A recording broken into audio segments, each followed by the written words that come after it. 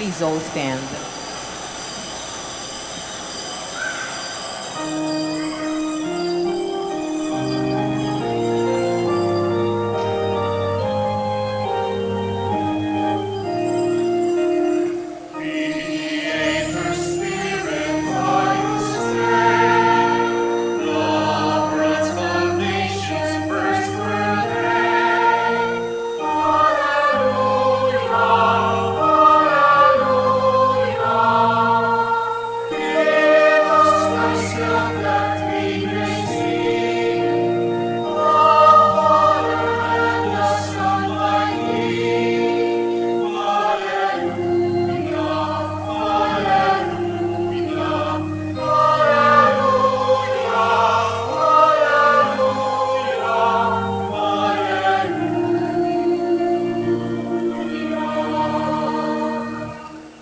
In the name of the Father, and of the Son, and of the Holy Spirit. Amen. We welcome one another to the banquet of the kingdom, in which our Lord Jesus Christ makes himself our spiritual food and drink. May his love and peace be with you all. And with your spirit. Sasagot po kayo ng malakas, ha?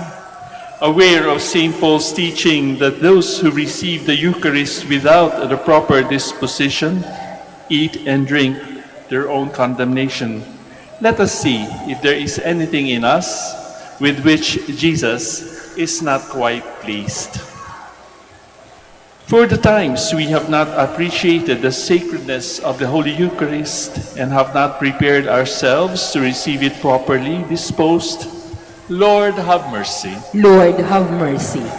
For the times we have failed to live up to the commitment to be a living Eucharist in the way we live, Christ, have mercy. Christ, have mercy. For the times we have neglected to visit Jesus in the Blessed Sacrament, Lord, have mercy. Lord, have mercy. And may Almighty God have mercy on us, forgive us our sins, and bring us to everlasting life. Amen.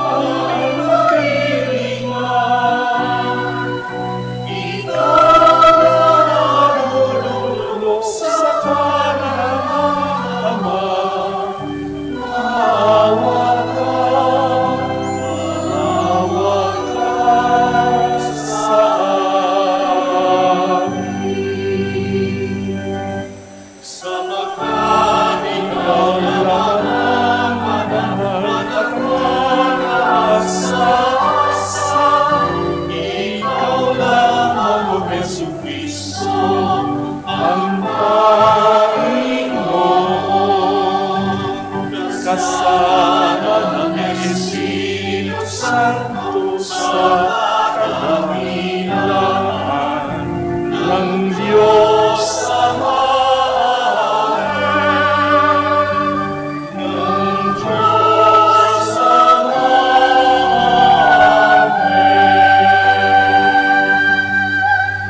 Let us pray.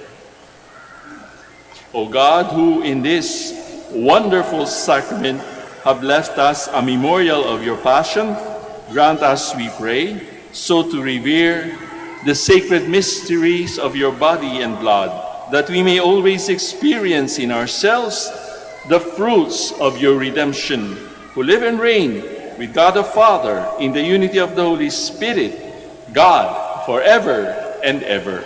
Amen. Please be seated.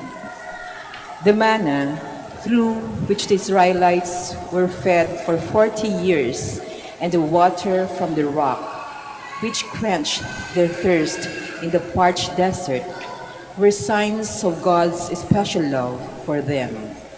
Both also foreshadowed the Eucharist as our spiritual food and drink during our journey to the promised land of heaven. A reading from the book of the Deuteronomy. Moses said to the people, "Remember how for 40 years now the Lord your God has directed all your journeying in the desert, so as to test you by affliction and find out whether or not it was your intention to keep his commandments. He therefore let you be afflicted with hunger, and then feed you with manna, a food unknown to you and your fathers, in order to show you that not by bread alone does one live, but by every word that comes forth from the mouth of the Lord. Do not forget the Lord your God, who brought you out of the land of Egypt, the place of his slavery, who guided you through the vast and terrible desert, with its serpents and scorpions, who brought forth water for you from the flinty rock, and fed you in the desert with manna, a food unknown to your fathers." The word of the Lord. Thanks be to God.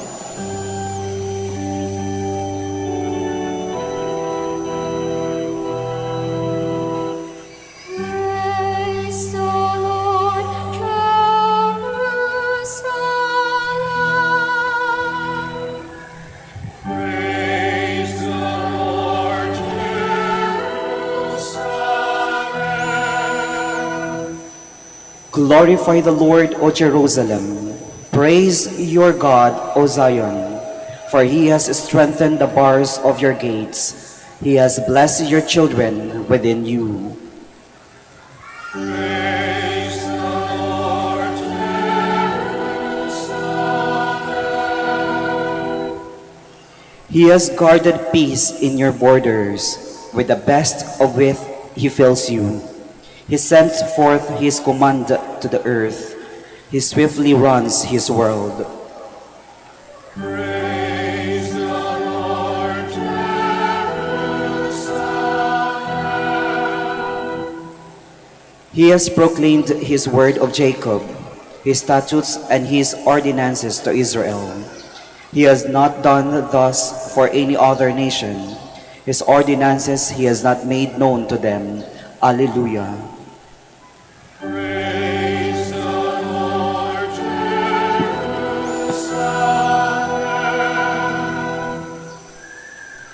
Saint Paul was faced with the pastoral problem of numerous factions within the community of Corinth. In his fatherly concern, he reminds them that they are one body because they feed on the one bread of the body of Christ and drink from the one cup of his blood. A reading from the first letter of St. Paul to the Corinthians. Brothers and sisters, the cup of blessing that we bless, is it not a participation in the blood of Christ? The bread that we break, is it not a participation in the body of Christ? Because the loaf of bread is one, we, though many, are one body, for we all partake of the one loaf. The word of the Lord. Thanks be to God.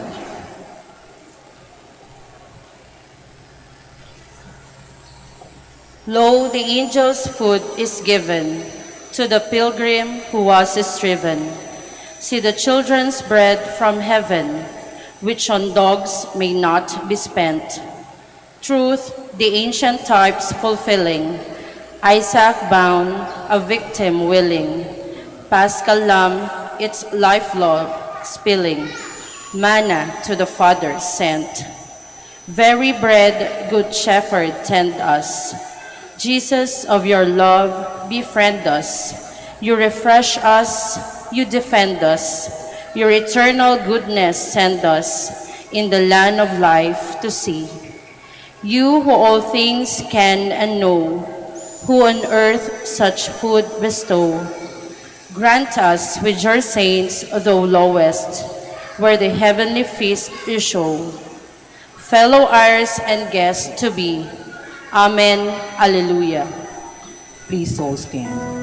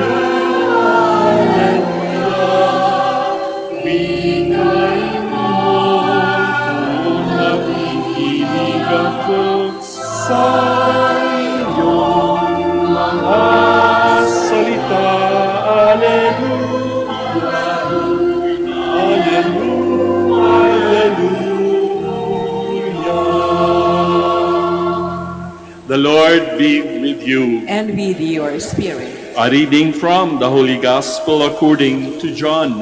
Glory to you, O Lord. Jesus said to the Jewish crowds, I am the living bread that came down from heaven. Whoever eats this bread will live forever. And the bread that I will give is my flesh for the life of the world. The Jews quarreled among themselves, saying, How can this man give us his flesh to eat? Jesus said to them, Amen, amen, I say to you, unless you eat the flesh of the Son of Man and drink his blood, you do not have life within you. Whoever eats my flesh and drinks my blood has eternal life, and I will raise him on the last day. For my flesh is true food, and my blood is true drink. Whoever eats my flesh and drinks my blood remains in me, and I in him. Just as the living Father sent me, and I have life because of the Father, so also the one who feeds on me will have life because of me. This is the bread that came down from heaven, unlike your ancestors who ate and still died. Whoever eats this bread will live forever. Friends, sisters, and brothers, the Gospel of the Lord. Praise to you, Lord Jesus Christ. Please be seated. Magandang umaga po sa isang maulang araw sa inyong lahat, and welcome to the Minor Basilica of Our Lady of the Holy Rosary of Manaoag. Salamat naman sa Diyos at kayo ay nakarating ng maluwalhati dito kahit maulan. And congratulations sapagkat kayo ay nag-persevere kahit na inconvenient siguro at tayo ay masikip ngayon dito sa 10:30 Mass. Ganon din sa mga sumusubaybay sa atin online, sa lahat ng parte ng mundo. Welcome din po sa ating pagsi-celebrate ng Holy Eucharist dito sa Solemnity of Corpus Christi. Kung tayo ay nakinig sa Ebanghelyo, maaring mapapansin natin na paulit-ulit na sinasabi ng ating Panginoong Jesus ang tungkol sa buhay. Aking binilang mga 6 o 7 beses, I am the living bread that came down from heaven. Whoever eats of this bread will live forever. Merong forever. Pero yung buhay natin dito sa mundong ito ay hindi forever. Meron siyang hangganan. Yung iba maaring maliit lang ang buhay, maaring maigsi. Meron ding lumalampas, umaabot ng 100 taon at mahigit pa. Sabi rin niya, very truly, I tell you, unless you eat the flesh of the Son of Man and drink His blood, you have no life in you. Ano kaya ibig sabihin ng Panginoon doon, di ba? Ito ba yung nakikita natin tungkol sa mga vampira at mga sines at kay Dracula? They live forever. Kailangan nila ng dugo. Hindi, malayo. Those who eat my flesh and drink my blood have eternal life. Hindi pa sapat yung forever, eternal life. Ano ba yung eternal? Walang katapusan. Those who eat my flesh and drink my blood abide in me and I in them. Nasa atin ang Panginoon kapag tayo ay nagpa-participate at tumatanggap ng Holy Eucharist o pakinabang. Whoever eats me will live because of me. Nabubuhay dahil sa Panginoon. The one who eats this bread will live forever. Paulit-ulit. Hindi ba sapat ang 1 o 2 beses lamang? Ano kaya ang ibig sabihin at ipinapahiwatig sa atin ng Panginoong Jesus? Ginigising tayo. Sinasabi ko sa inyo, hindi itong buhay na ito. There is something greater than this life. He is trying to get our attention, to wake us up, to disturb us, and to get us to look at our own lives. Buhay ba tayo? Di ba kanina sabi ko sa inyo, sasagot kayo ng malakas at kayo sumagot ng malakas. Buhay kayo kahit na nakakaantok, masarap matulog sapagkat umuulan. Pero naandito tayo, nagmimisa, nagsisimba. Unless you eat the flesh of the Son of Man and drink His blood, you have no life in you. Minsan naramdaman din natin yung pagkawala tayong gana sa buhay, hindi po ba? Hindi naman palagi tayong high na high sa ating buhay. Kuminsan, mababa rin ang ating energy. Kaya nga, tinatanong din sa atin ng Panginoon ngayong araw na ito, may life ba sa ating buhay? Life ng capital L. Hindi lamang ito yung physical o biological life. Yung ating na-experience na buhay sa tuwing tayo ay nagigising araw-araw.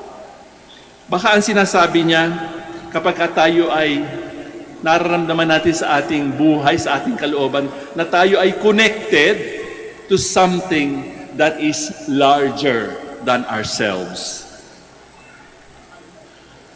Inyong balikan ang mga sandaling kayo ay parang tuwang-tuwa, parang kayo ay nakatungtong sa ulap.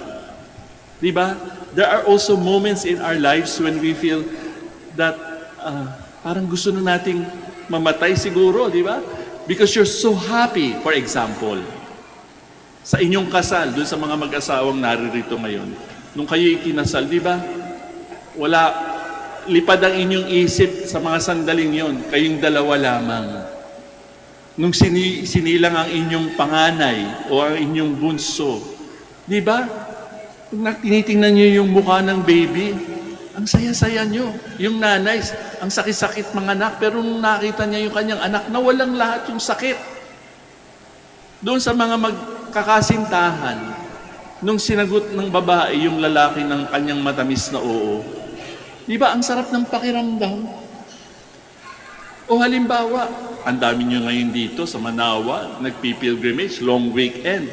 I'm sure, marami sa atin ang humihingi ng awa rin ng Diyos through the intercession of Our Lady of the Holy Rosary of Manaoag. Lahat tayo may hinihingi. Lahat kayo ay may hinihingi at may ipinapanalangin. Kapag nasagot ang ating mga hinihingi, ang ating mga petisyon, ang sarap ng pakiramdam.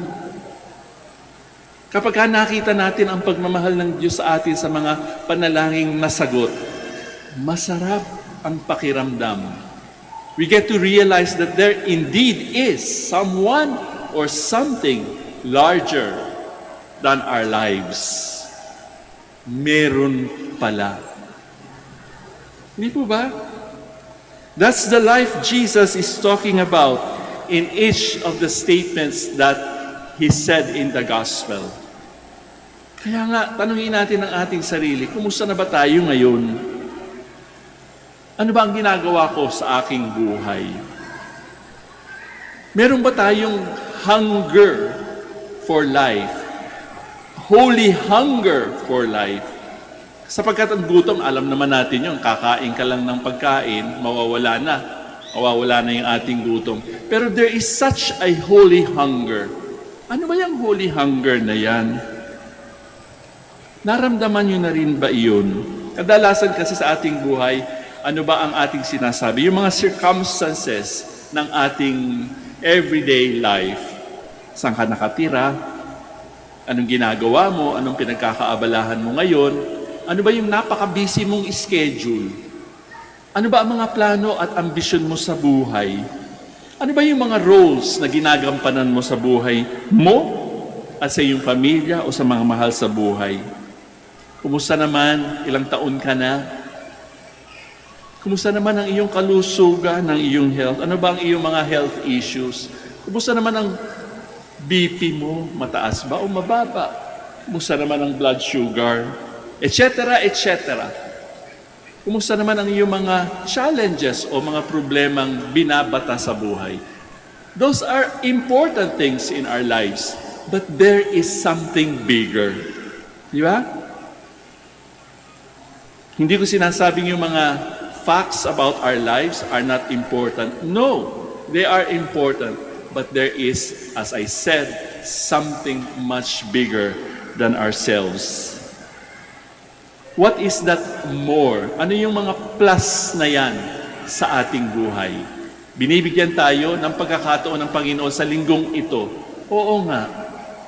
Ako ba'y nabubuhay lamang araw-araw? Nagtatrabaho, nagsisikap, nagsusumikap. Talagang nagtatry very hard for the welfare of my loved ones. Paano kaya kung halimbawa ang aking pagsisimba, ang aking pagtanggap ng communion is a sign or a way for me to get connected to that which is larger than myself? Paano kaya kung ma-realize natin sa ating pagsisimba, maaring ang mga katabi ninyo ay hindi nyo kakilala? Paano kung ma-realize natin na katulad ko rin siya, mahal din siya ng Diyos, kapatid ko rin siya ultimately. Di po ba? And that is what communion means. Bottom line, tayong lahat ay magkakapatid whether or not you like it. Kaya nga malungkot kapag ang mga magkakapatid, magkakasing dugo, nag-aaway-away. Kung sila ay blood relatives, paano yung mga estranghero? Paano yung mga hindi natin kakilala? But we are in this Mass as one church, as one communion. Ang tinatanggap natin ay iisang pakinabang, ang Panginoong Jesus. Kapag tinanggap natin ang pakinabang, ang Holy Communion mamaya, ganun din ang tinatanggap ng iba. And that is what unites us as one people. Maybe, maaring that is what it means to eat and drink the bread, eat and drink the bread and wine of communion. Pinag-iisa tayo ng Panginoon. And perhaps that is what will assuage our holy hunger. At lahat tayo sana ay makaramdam ng gutom na yan. Hindi lamang gutom sa pagkain, kundi gutom sa Panginoon. Something divine. And that is what the Lord keeps on insisting. Eat my body, drink my blood, and you will have eternal life. Naranasan na natin ang mabuhay sa mundong ito. Kahit ito ay maginhawa o mahirap man, alam natin there is something greater than this. This is not the end. This is not the life.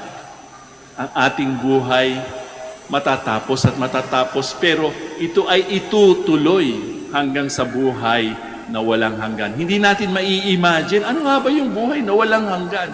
Sapagkat ang alam lamang natin sa mundo ito, yung may hangganan, merong the end. Pero after that, there is a life that goes on forever. A life with God. Imagine, di ba? Ano nga kaya yun? Pwede ba nating ma-imagine yun? Oo. Pero hindi pa yun sapat.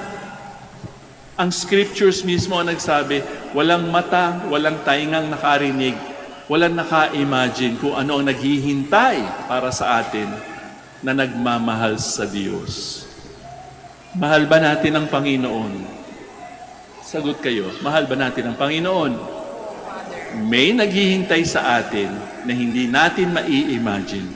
There is something much, much greater than what this life can offer us.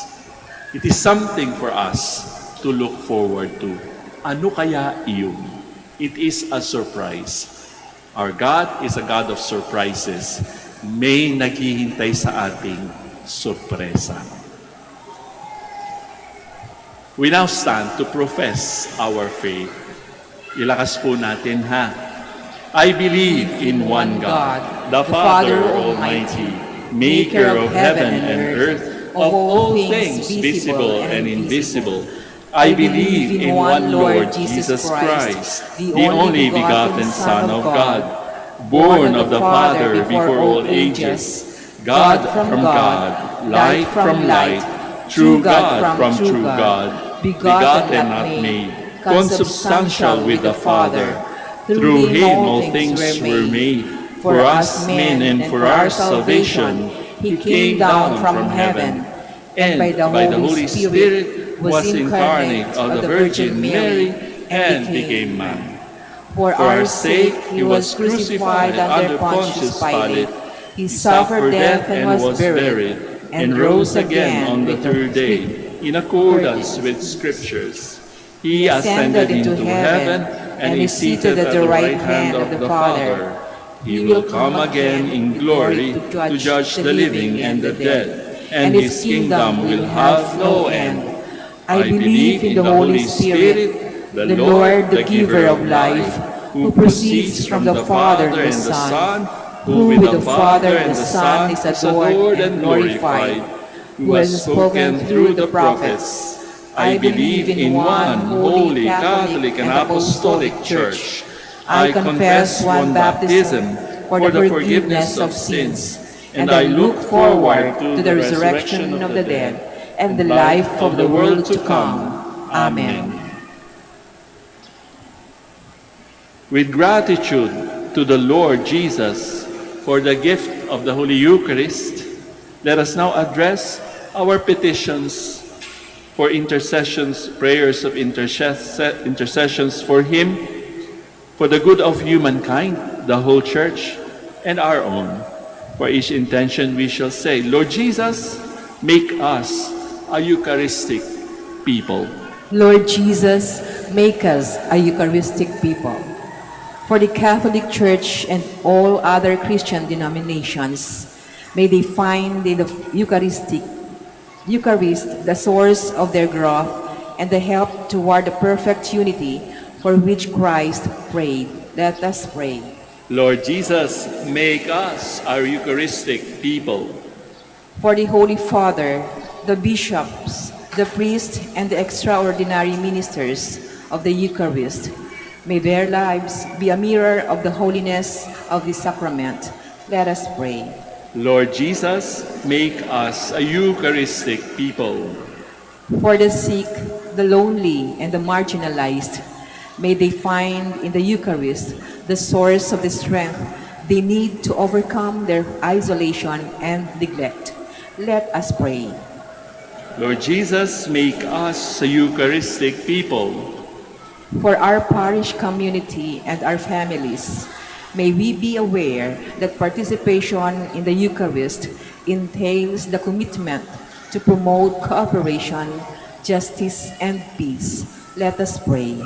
Lord Jesus, make us a Eucharistic people. For all children who are preparing for their first Holy Communion, may they preserve the fervor of this event and their love for the Eucharistic Jesus all the days of their lives. Let us pray. Lord Jesus, make us a Eucharistic people. For those who are about to die, may they find in the Eucharist a foretaste of the full communion with God and all the saints, which is the essence of eternal life. Let us pray. Lord Jesus, make us a Eucharistic people. Let us pray in silence for our personal intentions.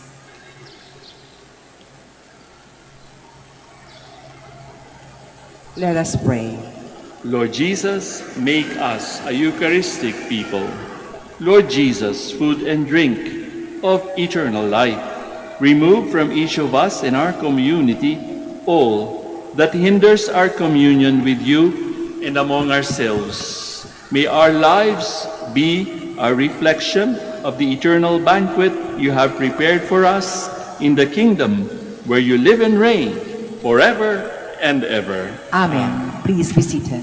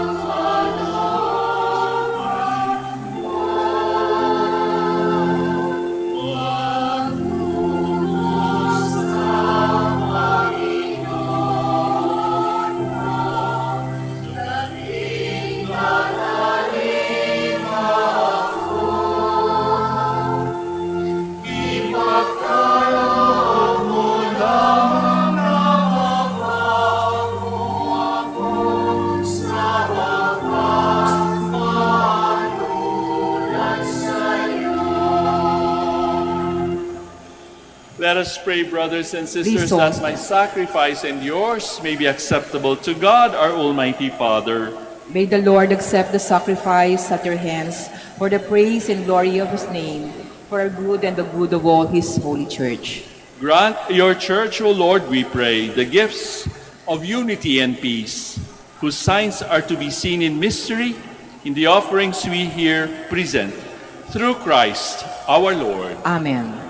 Punuin po natin ang simbahan ng inyong mga sagot sa mga susunod na panalangin.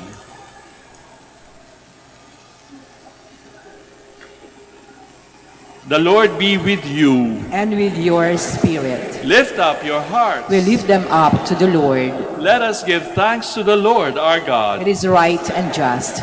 It is truly right and just, our duty and our salvation, always and everywhere, to give you thanks, Lord, Holy Father, Almighty and eternal God, through Christ our Lord. For at the Last Supper with his apostles, establishing for the ages to come the saving memorial of the cross, he offered himself to us as the unblemished Lamb, the acceptable gift of perfect praise. Nourishing your faithful by this sacred mystery, you make them holy, so that the human race, bounded by one world, may be enlightened by one faith and united by one bond of charity. And so we approach the table of this wondrous sacrament, so that bathed in the sweetness of your grace, we may pass over to the heavenly realities before here foreshadowed. Therefore, all creatures of heaven and earth sing a new song in adoration, and we, with all the hosts of angels, cry out, and without end we acclaim.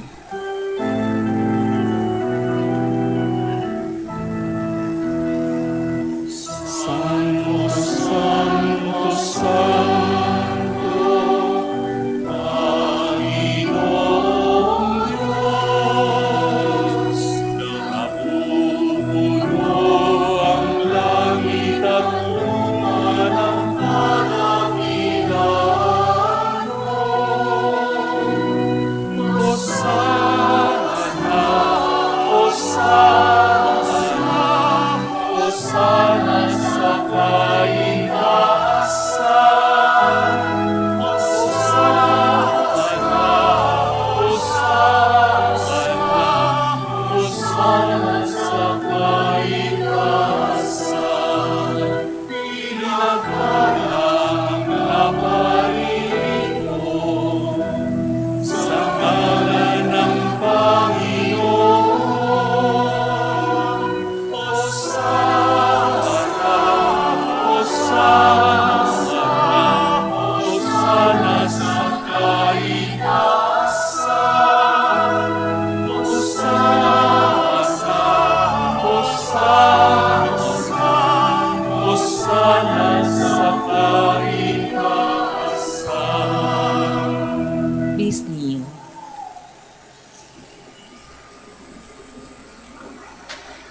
You are indeed holy, O Lord, the fount of all holiness.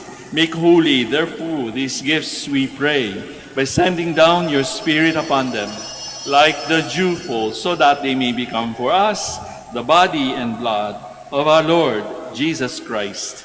At the time he was betrayed and entered willingly into his passion, he took bread and giving thanks broke it, gave it to his disciples, saying, "Take this, all of you, and eat of it, for this is my body, which will be given up for you."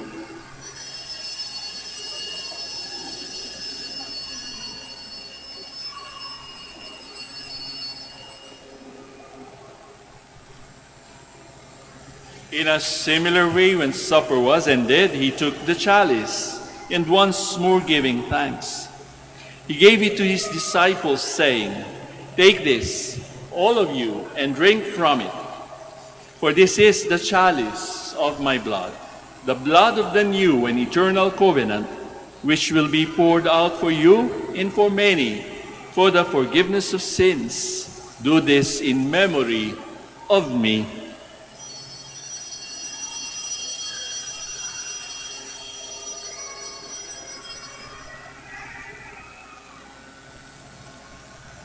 The mystery of faith.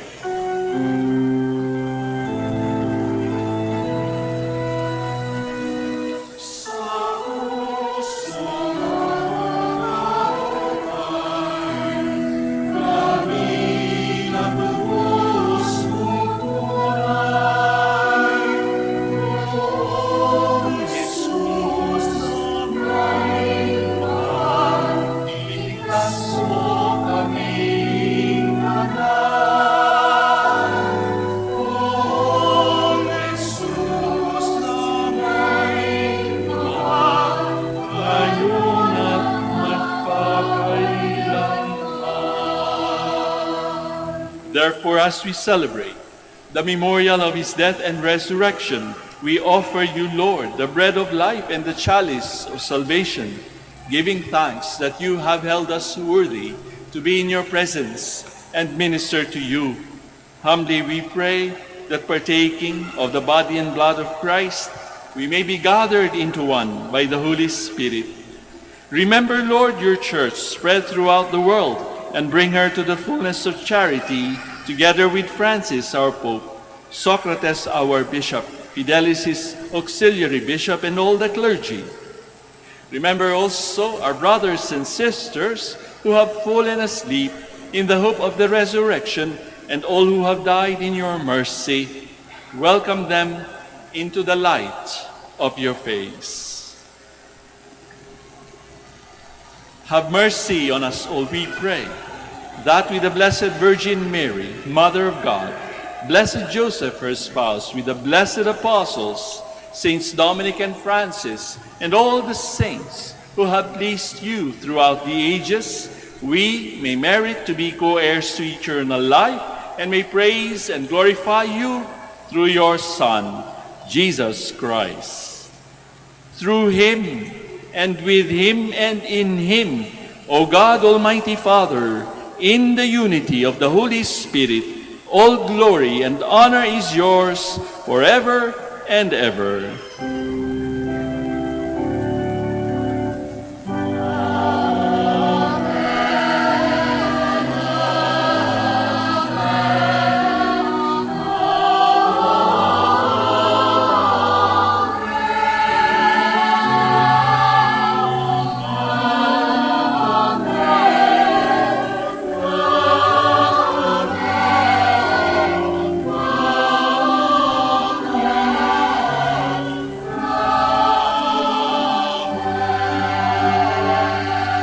Please stand.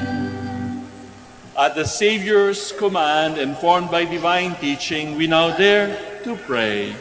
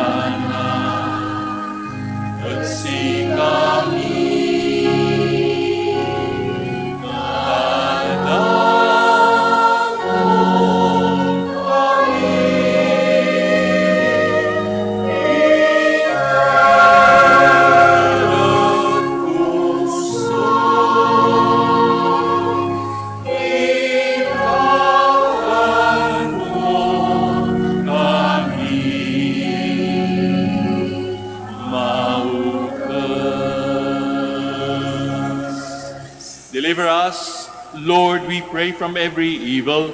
Graciously grant peace in our days, that by the help of your mercy we may be always free from sin and safe from all distress, as we await the blessed hope and the coming of our Savior, Jesus Christ. For the kingdom, the power, and the glory are yours, now and forever. Lord Jesus Christ, who said to your apostles, "Peace I leave you, my peace I give you," look not on our sins, but on the faith of your church, and graciously grant her peace and unity in accordance with your will, who live and reign forever and ever. Amen. The peace of the Lord be with you always. And with your spirit. Let us now offer to one another Christ's sign of peace. Sa inyo pong lahat, peace be with you.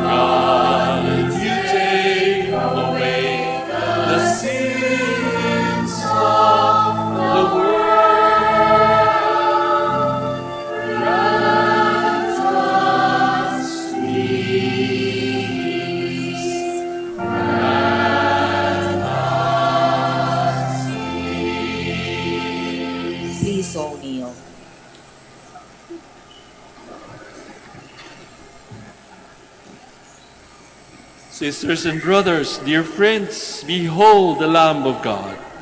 Behold him who takes away the sins of the world. Blessed are we who are invited to receive him. Lord, I am not worthy that you should enter under my roof, but only say the word, and my soul shall be healed.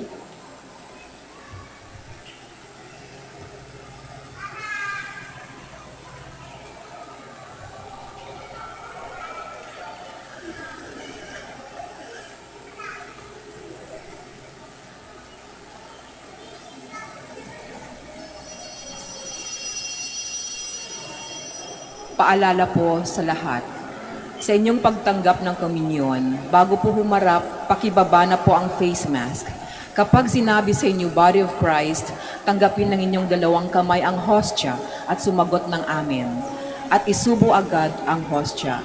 Huwag po ninyong isubo habang naglalakad at lalong huwag dalhin sa upuan ang hostya upang maiwasan po ang pagkahulog nito. Maraming salamat po.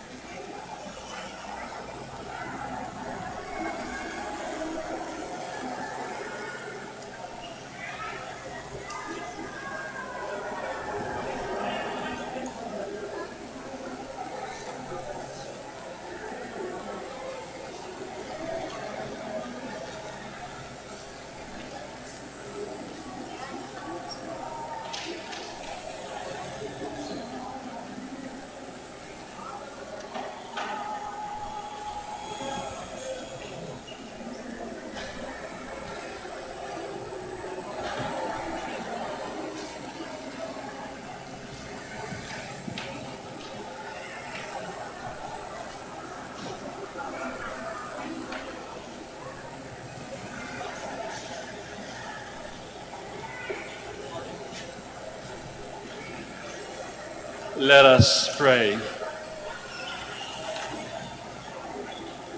Grant, O Lord, we pray, that we may delight for all eternity in that share in your divine life, which is foreshadowed in the present age by our reception of your precious body and blood, who live and reign forever and ever. Amen. Once again, mga kapatid, brothers and sisters, kami po ay nagpapasalamat sa inyong pagdapit dito sa dambana ng Our Lady of the Holy Rosary of Manaoag.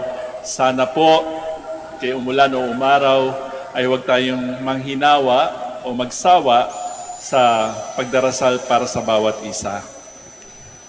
The Lord be with you. And with your spirit. Bow your heads and pray for God's blessing. 4 na amen na lamang po ang inyong sasagot.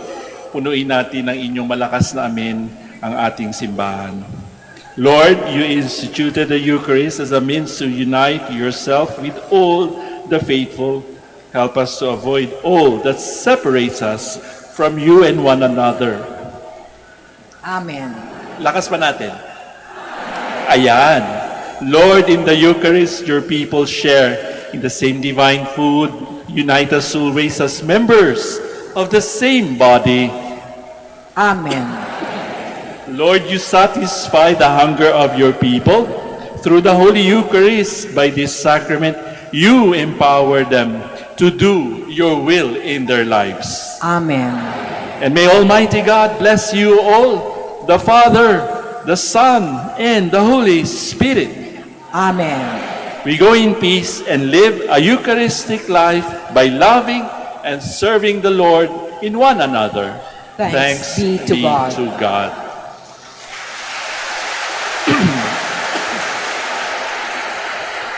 Ngayon po ay dasalin kayo po ay merong nararamdaman sa inyong katawan, sa inyong kalooban, o di kaya kayo ay naririto upang ipanalangin ang mga hindi makapunta dito dahil sa kapansanan. You are substituting for them. I would like to invite you to put your right hand over your breast and let us pray for healing. God, our Almighty Father, by your blessing, you give us strength and support in our frailty. Turn with kindness toward our sick brothers and sisters. Free them from all illness and restore them to good health in accordance with your divine will. Through the intercession of Our Lady of the Holy Rosary of Manaoag, so that in the sure knowledge of your goodness they will gratefully bless your holy name. We ask this through Christ our Lord. Amen. Para sa inyo po namang mga rosaryo at mga religious articles, in memory of the mysteries of the life, death, and resurrection of our Lord Jesus Christ, and to the honor and glory of the Blessed Virgin Mary, Mother of God, Our Lady of the Holy Rosary of Manaoag, may these rosaries, images, candles, oil, and other religious articles be blessed, and for those who will use them, be made holy too. In the name of the Father, and of the Son, and of the Holy Spirit. Amen. Amen.